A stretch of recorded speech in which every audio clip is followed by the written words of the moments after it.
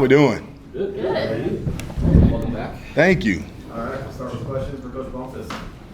Coach Bumphis, Yes, welcome ma'am. back and forward. Thank what you. was that process like, with the call from Morgan to come back for this year? Really exciting. The last conversation we actually had after the Rose Bowl, we were in the locker room. It was just us two. We was in the locker room. I was cleaning out my locker, and he looked at me and he said, "Did you like it here?" Like, I loved it. He was like, "All right, you'll be back." And that was literally the last conversation we had. And so fast forward, I shot him a text message, said, "Hey, do you remember our conversation?" 3 minutes later, he called me. And he was like, "Hey, I cannot hire you. I can recommend you to Coach McGivern." And so I got on the phone with McGivern, had a really good conversation, and everything flowed from there. So it was really good.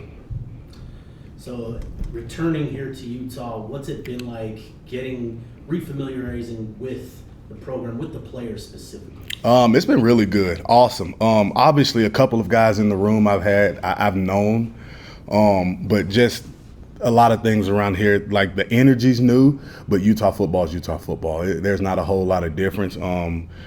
But super exciting. Again, like I said, I knew a couple of the guys, so even when it all went down, Creed texted me, I think the day that they all decided they were leaving.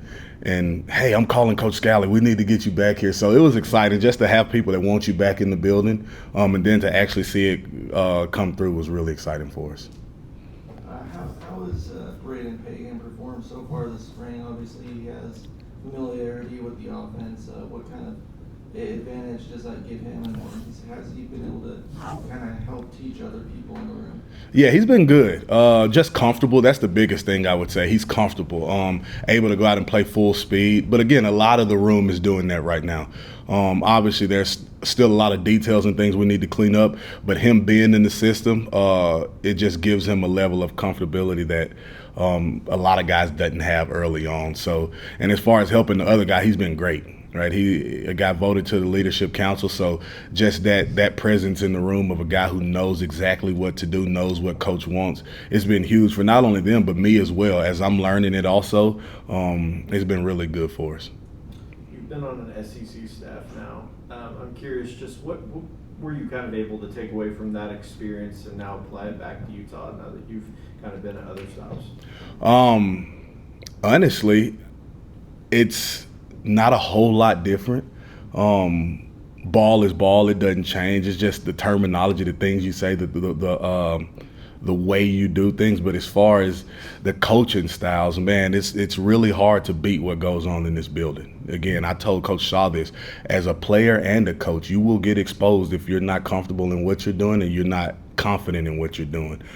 So that was for me, it was just good just to be back around this energy. And again, I feel like this is home for me. I know I went back home to Mississippi, but this place has been so good to us, man. Like, my wife was thrilled. Our kid was born here, so it really does feel like home. So as far as coaching styles, there's not much difference. Coming from Mississippi State, you were able to bring in a player with you from Mississippi State, Ricky Johnson. What can you say about his game and describing why you recruited him to Mississippi State, what you think he adds to this room? Ricky is a highly intelligent player, on the field and off the field. Really smart. And what I love about Ricky, I think he's a true combo. I look at my room and there's 3 different type of receivers. You have slot receivers, have outside receivers, and you have combos. Ricky's a true combo. He can play inside, outside. He's comfortable doing either. He's done both for us in the past. And so again, he's like the Swiss Army knife. He's able to make things right. Him along with BP. You got a couple of those guys that do it, but he's comfortable playing either spot, so it makes me feel a little better just having them on the field that, hey, they'll make things right. So with a dynamic quarterback like Dev, oftentimes he'll escape the pocket. He's not always looking to run. He's usually looking for the open guy downfield.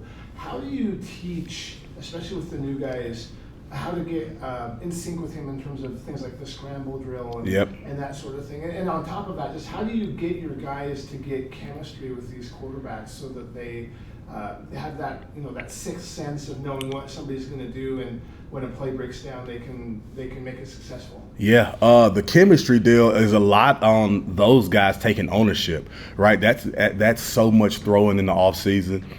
We had a great winter. Those guys took advantage of every rep we got. And then they're just those guys being on the same page. You'll see them out in the community together. They've gotten really close, which is what I love.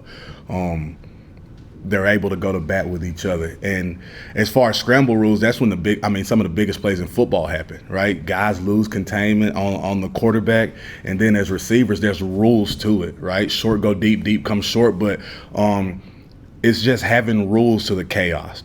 Understanding we don't want to be stacked, right? Again, if there's a guy in your area, find different grass. Don't force the quarterback to make bad throws back across his body. And again, just staying on the move, understanding there's going to be a lot of times where he does get out of the pocket, but we just got to stay alive the entire time. Getting in his vision, right?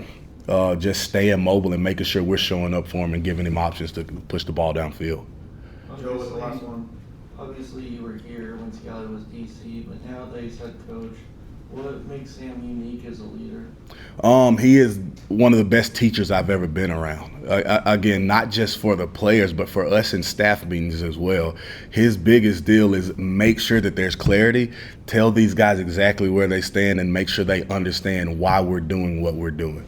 Right? Help them understand all levels of it. You talk about learning 3 stages, what to do, how to do it, why you do it. And he is the master at making everybody understand exactly why we're doing what we're doing, and then breaking it down in a level to where we can explain it to the kids so that they understand it. And for us, that's huge. That's the name of the game. That's coaching. Thanks, Coach. Yes.